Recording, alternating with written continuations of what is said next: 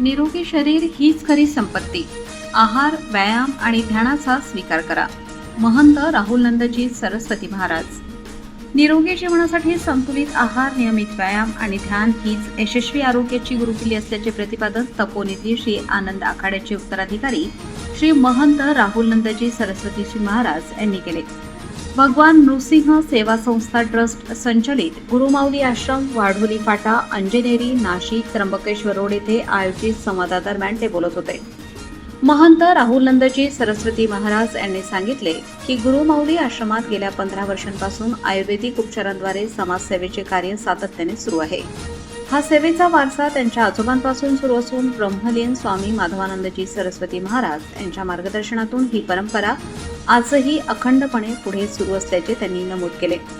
नागरिकांनी फास्ट फूडपेक्षा पौष्टिक आणि संतुलित आहाराला प्राधान्य द्यावे, नियमित व्यायाम आणि मेडिटेशनचा जीवनशैलीत समावेश करावा असे आवाहन त्यांनी केले. निरोगी शरीर हीच प्रत्येक व्यक्तीची सर्वात मोठी संपत्ती आहे. त्यामुळे आरोग्याची काळजी घेणे ही काळाची गरज आहे असेही त्यांनी स्पष्ट केले. आगामी नाशिक, त्र्यंबकेश्वर सिंहस्थ कुंभमेळ्यात श्री आनंद आखाडा सक्रिय सहभाग घेणार असल्याची माहिती त्यांनी दिली. तसेच भगवान नृसिंह सेवा संस्था ट्रस्टच्या माध्यमातून धार्मिक, सामाजिक आणि आरोग्यविषयक विविध उपक्रम राबवले जात असून कोरोना काळातही गरजू नागरिकांना मदतीचा हात देत समाजसेवेची परंपरा जपल्याचे त्यांनी सांगितले. आयुर्वेद, अध्यात्म आणि समाजसेवेचा संगम घडवणाऱ्या गुरुमाऊली आश्रमाच्या माध्यमातून आरोग्य जनजागृतीसह विविध लोकोपयोगी उपक्रम पुढील काळातही अधिक व्यापक स्वरूपात राबवण्यात येणार असल्याचे महंत राहुल नंदजी सरस्वती महाराज यांनी यावेळी सांगितले. नमस्कार, ओम नमो नारायण. आपल्या ह्या गुरुमाऊली आश्रममध्ये गेल्या 12-15 वर्षापासून इथे आयुर्वेदिक उपचार केले जातात.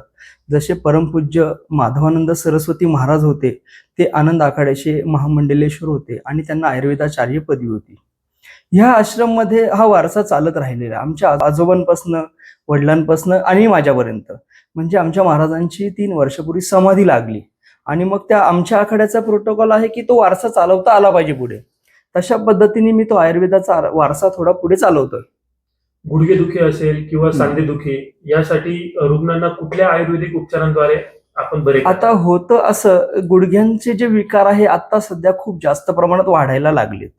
आता याचं कारण असं आहे, जे जंक फूड्स आहेत, म्हणजे जे आपण पौष्टिक आहार घ्यायला पाहिजे तो आपण खात नाही आणि जो नाही खायला पाहिजे. आता चायनीज हा पदार्थ इतका खतरनाक आहे की त्याच्यामध्ये अजिनोमोटो असतो, त्याच्यामुळे हाडांची झीज व्हायला लागते, शरीरामध्ये कॅल्शियमची मात्रा कमी व्हायला लागते आणि त्याची हाडांची झीज व्हायला लागते.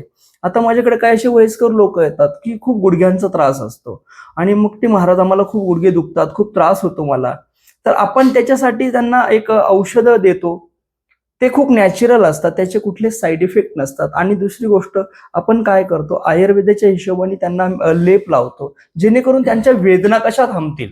कारण आता ऑपरेशन हा एक पर्याय नाहीये. जर आपण असा विचार केला तर समजा आयुर्वेद कालही होता, आजही आणि उद्याही राहणार आहे. पूर्वी नव्हता का गुडघ्याचा आजार? होता, पण ते पूर्वी बरे व्हायचे आयुर्वेदाच्या पद्धतीने. पॅरालिसिस झालेल्या रुग्णांना उपचारासोबत पुनर्वसनाची कोणती आपण सुविधा या ठिकाणी देतो? आता याच्यामध्ये अशी गोष्ट आहे, माझ्या आश्रमामध्ये म्हणजे जागा छोटी असल्यामुळे मी कुठली व्यवस्था त्यांना नाही देऊ शकत.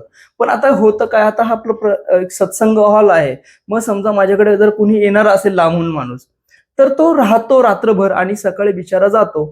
तर आपण पॅरालिसिस साठी कारण पॅरालिसिस हा ब्रेनचा आजार आहे. जेव्हा माणसाला ब्रेनचा स्ट्रोक येतो तेव्हा त्याला एक साईड पॅरालाइज होते. तर आपण त्याला काय करतो, आपण त्याला औषधं देतो, त्याला मसाज करायला सांगतो. कारण काय होतं, त्या ज्या स्नायू असतात, ज्या ब्लड सर्क्युलेशन वाहिन्या असतात, त्या प्रॉपर ब्लड सर्क्युलेट नाही करत, म्हणून त्यांना ते कमजोर होऊन जातो. तर आपण त्यांना काही पथ्य सांगतो. कारण आपल्या शरीरामध्ये वात, पित्त, कफ या 3 प्रकारच्याच नाडी असतात, चौथी काही नाडी नसते. मग आपण नाडी परीक्षण करताना त्याला काय देऊ शकतो? अनेक रुग्ण ऑपरेशन टाळू इच्छितात. अशा रुग्णांसाठी आपण उपचाराचा दृष्टिकोन नेमका कसा असतो?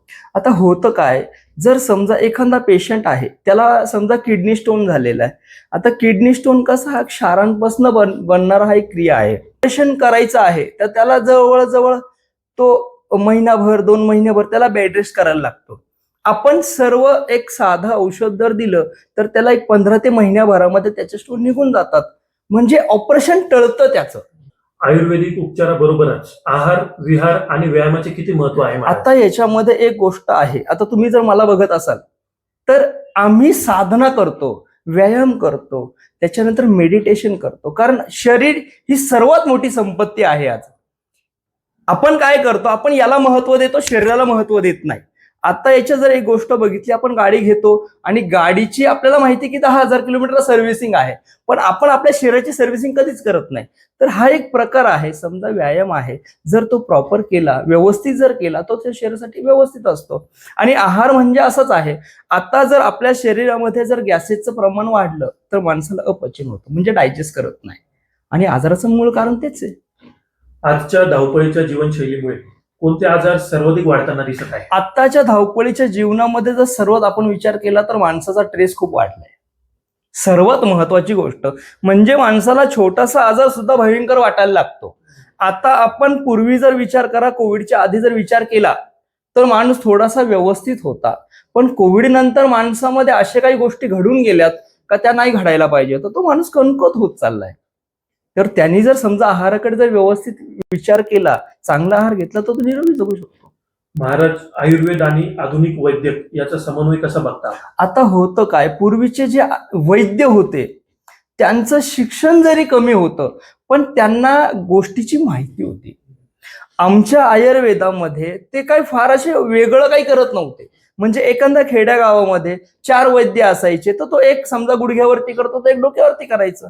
डोकं कशामुळे दुखतंय, हा बाबा त्याला समजा काही त्रास होते म्हणून तो डोकं दुखतंय, अशा पद्धतीने तो वैद्य काम करायचा. आणि आजचा जो आयुर्वेदात जो काम अभ्यास करतो, समजा मी आहे, तर मी काय करतो की माझ्या वडिलांनी कशा पद्धतीने पेशंटवरती ट्रीट केलं तर मला कसं करता येईल. आपण आखाड्याचे देखील संलग्न आहात. हो, कोणते धार्मिक आणि सामाजिक सेवा आपण देतात? आता याच्यामध्ये एक गोष्ट अशी असते, आमच्या आखाड्याचा एक प्रोटोकॉल असा आहे की सकाळी उठल्यापासून तर रात्री झोपेपर्यंत त्यांचा एक प्रोटोकॉल ठरलेला असतो. म्हणजे त्याची ध्यान धारणा, हवन, यज्ञ हे प्रक्रिया रोज चालू असते. आता होतं काय, आगामी कुंभमेळा आहे. या कुंभमेळ्यामध्ये आपण जर तुम्ही बघत असाल तर काम चांगल्या पातळीवरती आणि युद्ध पातळीवरती काम चालू आहे आणि चांगल्या पद्धतीने प्रशासनही काम करते. त्याच्यात असं काही वेगळं नाही, फक्त एवढंच आहे की ते काम आधी व्हायला पाहिजे होतं. जे आता होतंय त्याला आपण जर चांगला वेळ दिला असता, 1-2-3 वर्षांचा, तर आपण ते काम चांगलं करू शकत होतो. आगामी कुंभमेळ्याच्या पार्श्वभूमीवरती आपल्या आखाड्याचे काय नियोजन असणार आहे महाराज? आमच्या आखाड्यात तर पहिली गोष्ट, अनुचित प्रकार घडू नये. कारण होतं, मागच्या कुंभमध्ये काही गोष्टी अशा चुकीच्या घडल्या की ते आता घडू नये, त्यासाठी आम्ही काहीतरी योजना केलेली आहे. ते तुमच्या समोर आम्ही नक्कीच ठेवणार आहे. त्याच्या माध्यमातून पत्रकार परिषद घेऊन पण आम्ही तुमच्या समोर ठेवणार आहे. भाविकांसाठी कोणत्या सुविधा आपण उपलब्ध करून देणार? भाविकांसाठी ह्या वेळेला चेंगराचेंगरी सारखे प्रकार होणार नाही, जे मागच्या कुंभामध्ये झालेत. जे गोष्टी मागच्या कुंभामध्ये घडल्या त्या गोष्टी वारंवार घडू नये याच्यासाठी आपण काळजी घेऊया. कुंभमेळ्यात आरोग्य, आयुर्वेद, जनजागृतीच्या काही दृष्टिकोनातून काही उपक्रम राबवणार आहात? आता होतं काय, ऑलरेडी आम्ही उपक्रम राबवतोच आहे. आता जर तुम्ही बघाल तर माझ्या संस्थेच्या मार्फत आता कोविडमध्ये मी बऱ्याच असे काही लोक आहेत की मी त्या लोकांच्या तिथे जाऊन त्यांच्या वेदना काय आहेत, त्यांना कशा पद्धतीने आपण औषधं देऊ शकतो, आपण आजही करतोय. आमच्या आकडे आजही काम करताच आहे, आजही करणार आहे, उद्या करणार. आणि कारण ते धर्माचं काम आहे, ते माझं एकट्याचं काम नाहीये. धर्माचं काम जर असेल तर तिथे आम्ही 100% उभे राहणार.